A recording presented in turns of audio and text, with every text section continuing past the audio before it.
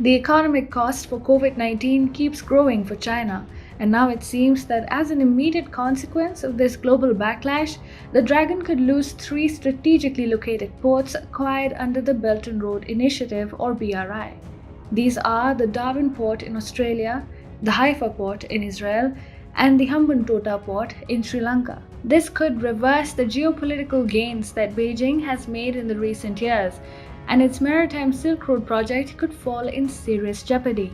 Let's take a look at the Darwin port. Australia has been at the forefront of anti-China posturing in the presently changing world order amid growing hostility against the Dragon in times of the coronavirus pandemic. Australia's Prime Minister Scott Morrison was one of the first leaders to condemn Beijing and call for an international investigation into the origins of the coronavirus. Rattled by Australia's bold rhetoric, Chinese state media has used distasteful language, including calling Australia a chewing gum stuck on China's shoe. China is also trying to use economic sanctions to suppress Canberra's criticism. These include slapping Australian barley with import tariffs.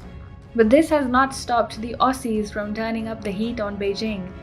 Now, relations between Australia and China have soured to the point of no return, and voices are being raised to take back the Darwin port from China. In 2015, the Northern Territory government had decided to lease the Darwin port to a Chinese company for 99 years. This was a strategic blunder given that the Communist Party of China now dubs it as part of the controversial and expansionist BRI. The port is strategically located on the southern flank of the US operations in the Pacific, in close vicinity to Southeast Asian nations like Indonesia. This has repercussions on the potential of flashpoints. Darwin is Asia's gateway to Australia, which is the reason why the United States felt blindsided by its ally when this deal was made. Now, consensus is building in Australia to get the port back from Beijing. Liberal MP Andrew Hastie, the chairman of Parliament's Joint Committee on Intelligence and Security, has admitted that it was strategically naive for Canberra to hand over the port to China. Another MP, Craig Kelly, has said that the Australian government should carefully consider getting out of the lease contract, and if it means Australia needs to buy the contract out, then the port should go back into Australian hands. Another port which China seems positioned to lose is the Haifa port in Israel. China had won on the Haifa port in Israel, which is seen as an important milestone in China's BRI project. The port is in final stages of completion and will start running from 2021 before being handed over to a Chinese government company on a 25-year lease.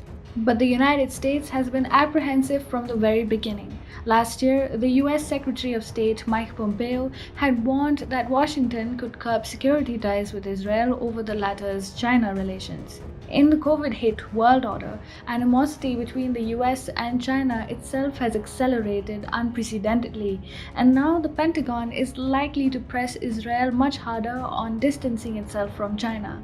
On account of rising US-China tensions, Israel would be prompted to take back the Haifa port from the Chinese government company. Also prompting Israel to avoid handing over the Haifa port is somewhat strained ties with China. Following the death of China's ambassador to Israel, Beijing sent in a special team for investigation.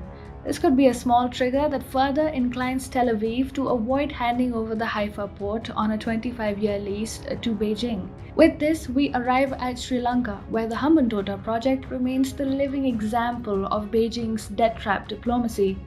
In fact, this was one of the first exploits of the Dragon when it came to slipping other countries into a debt crisis. The Hambantota project was one of the biggest reasons why Indo-Sri Lanka ties had deteriorated considerably towards the end of Mahinda Rajapaksa's presidential term. The project had failed to kick off, and a debt-ridden Sri Lanka had to ultimately hand over the port on a 99-year lease term to China.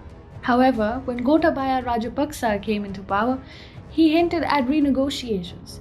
It might not be possible for a tiny island country like Sri Lanka to confront Beijing directly.